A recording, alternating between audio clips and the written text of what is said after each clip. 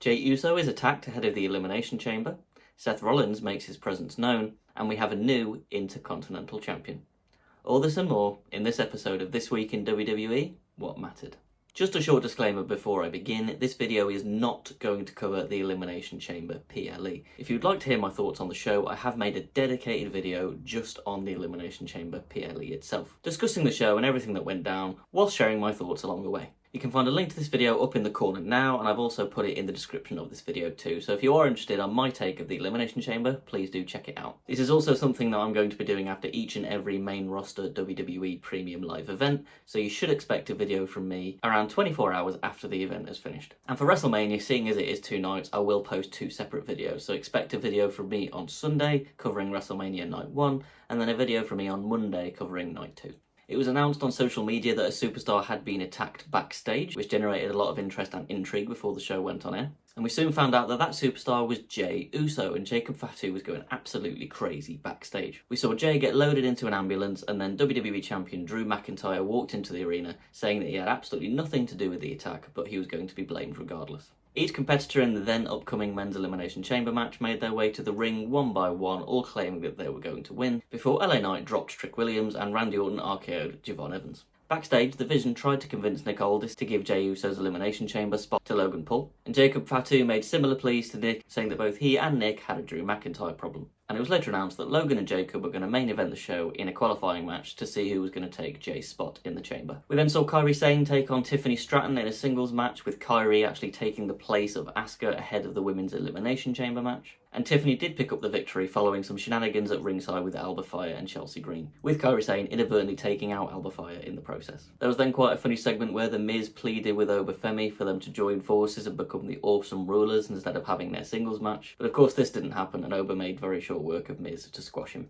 Matt Cardona then answered Carmelo Hayes' open challenge for the United States Championship after, interestingly enough, Ilya Dragunov backstage declined the opportunity, stating that he hadn't earned it and doesn't deserve it. And as usual, in terms of wrestling quality, this was the best match on SmackDown, with Carmelo Hayes ultimately retaining the championship after hitting a first 48. There was then a backstage conversation between Sami Zayn and Jacob Fatu, where Sami implied that Jacob may have had something to do with the Jey Uso attack, but he did later apologise to Jacob, saying that he hadn't been in the right frame of mind recently, after Jacob pointed out that Drew McIntyre was actively trying to help Sami Zayn qualify for the chamber. The Irresistible Forces, Nia Jax and Lash Legend, are the new WWE Women's Tag Team Champions after defeating Rhea Ripley and Io Sky. Not only was this a really good match, Lash Legend actually pinned Rhea Ripley to win the championships as well, which is a huge vote of confidence for her. At the time, I was very happy with this decision as it elevates Lash Legend, and it means that Io Sky and Rhea Ripley can potentially move on to singles matches at WrestleMania. We now know that Rhea, of course, will after she won the Women's Elimination Chamber. As I feel that although the women's tag division has been brilliant and it's enjoyable, there isn't much storyline and plot written around it, and Rhea and Io are just too good to be stuck in a storyless plotline going into WrestleMania. The main event of the night was Jacob Fatu against Logan Paul to see which one of those two men would take Jey Uso's spot in the Men's Elimination Chamber, and Fatu did kick out after a low blow and a frog splash from Logan. We then saw a masked man appear ringside, but Logan Paul beat him down and removed his mask, and he was completely unrecognisable. Nobody had a clue who it was. But as Jacob was climbing up to the top rope, Drew McIntyre hit him over the head with the WWE Championship, allowing Logan to roll him up and pin him to take the final spot in the Men's Elimination Chamber match. And as I mentioned before, if you want to know what happened in the Elimination Chamber and my thoughts and analysis, please do check out my video on that show. If you have enjoyed this video so far, please do consider subscribing to the channel and supporting me in any way you can. I've got this weekly series. I'm also planning a lot of future content, such as monthly replica belt reviews, and also at least monthly posting some pro wrestling quiz videos as well. Monday Night Raw opened up in absolute chaos, starting with The Vision opening the show and Paul Heyman claiming that Seth Rollins had stolen the credit for co-founding The Shield, for co-founding The Vision,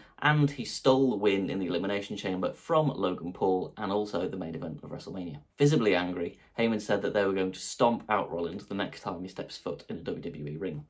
Raw General Manager Adam Pearce then came out with a whole bunch of security to try and stop The Vision from taking the show hostage, actually claiming that they may have had something to do with the Jey Uso attack over on SmackDown, and saying that Seth Rollins should be left to him, as although he interfered in the Elimination Chamber match, he is not medically cleared to compete. Then 3 masked men appeared one by one, each being chased off, leaving Paul Heyman alone in the ring and looking worried. We then saw a 4th masked man making his way down the entrance ramp, and you could see Paul was quite scared and was pleading with him to leave him alone, before a 5th masked man man actually appeared behind him on the ring apron. And that fifth man removed his mask, and it was none other than Seth freaking Rollins, who struck Paul Heyman in the back with a steel chair before stomping his head into the canvas and busting him open.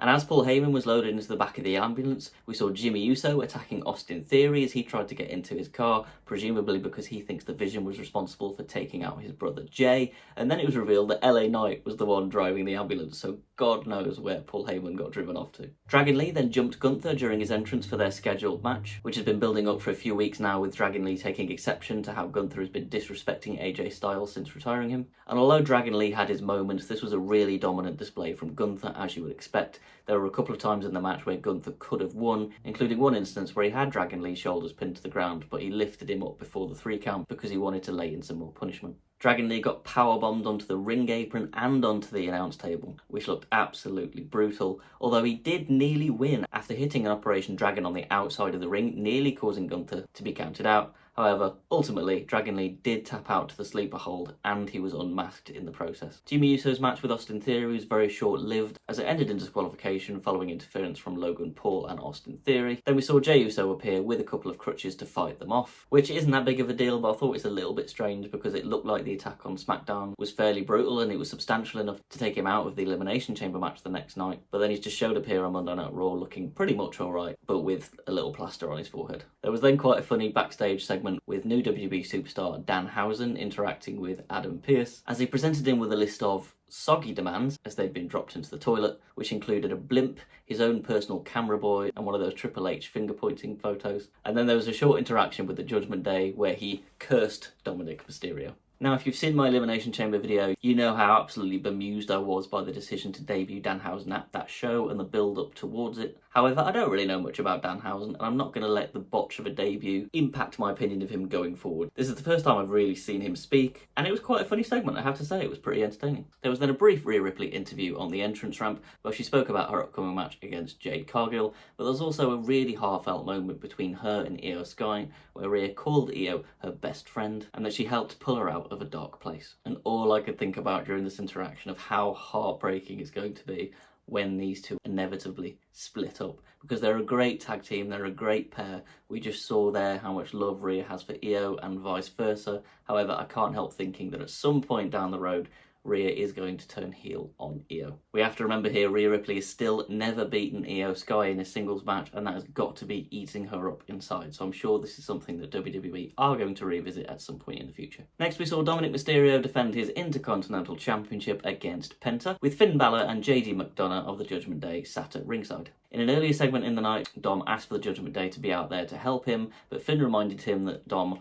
wanted to do it by himself, to which Dom reluctantly agreed, with Finn and JD saying they would be out there to help celebrate with him after he wins. Penta was understandably paranoid about JD and Finn being ringside, and he actually let this distract him a few times in the match, where Dom took advantage. But this was a really good back and forth between two great competitors, which saw Dom kick out of the Penta driver. And the closing stages of the match saw Dominik Mysterio asking the Judgment Day to give him the ring bell hammer. Straight away you could see Finn Balor shaking his head saying no, but JD went over and grabbed it. However, Finn stopped him, took the hammer out of his hands and said no, Dom said he wants to do this by himself. Which he obviously didn't, and Finn knows this, but there's clearly been a change in the moral compass of Finn Balor recently, and he thinks that Dom should do it by himself. And all of this led to Penta hitting the Mexican Destroyer and defeating Dominik Mysterio to become the brand new Intercontinental Champion. I'm really happy for Penta. He's such an entertaining in-ring competitor, and he's really got a great connection with the WWE Universe, so I'm glad to see that he's finally got his first championship here on the main roster, and I'm sure he'll have a really entertaining run with the title. And to close out the night, we saw men's Royal Rumble winner, the OTC Roman Reigns, make his way out to the ring,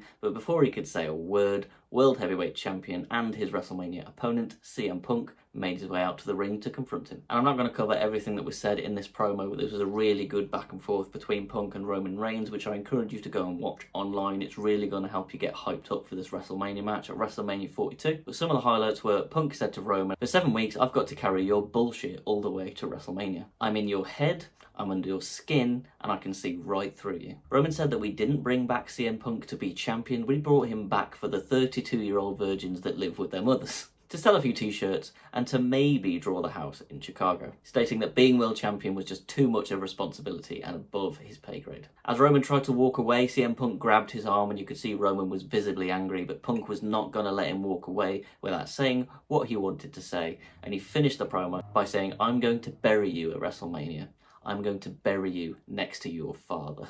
Which is one hell of a line to end your promo with, and Roman was visibly angry as Punk left the ring. I do hope we get more back and forth segments on the microphone like this. It's so entertaining seeing Roman Reigns and CM Punk go back and forth with each other, and it really is the best way to build to a WrestleMania main event. I can struggle sometimes when WWE has two people being separated by a bunch of security and they barely really said anything to each other, whereas I can see this naturally escalating and escalating to the point where one of them says something to the other that they do start wailing on each other, and I don't have a problem with them getting into a little bit of a fist fight before WrestleMania, but I can understand that they're going to try and keep them apart, obviously, so people go and watch their title match at WrestleMania. And what was really interesting about this is there's clearly a huge section of fans that love CM Punk and a huge section of fans that love Roman Reigns, and there's definitely going to be some crossover there, which is exactly where I sit, so it's going to be really interesting to see who people are rooting for at WrestleMania.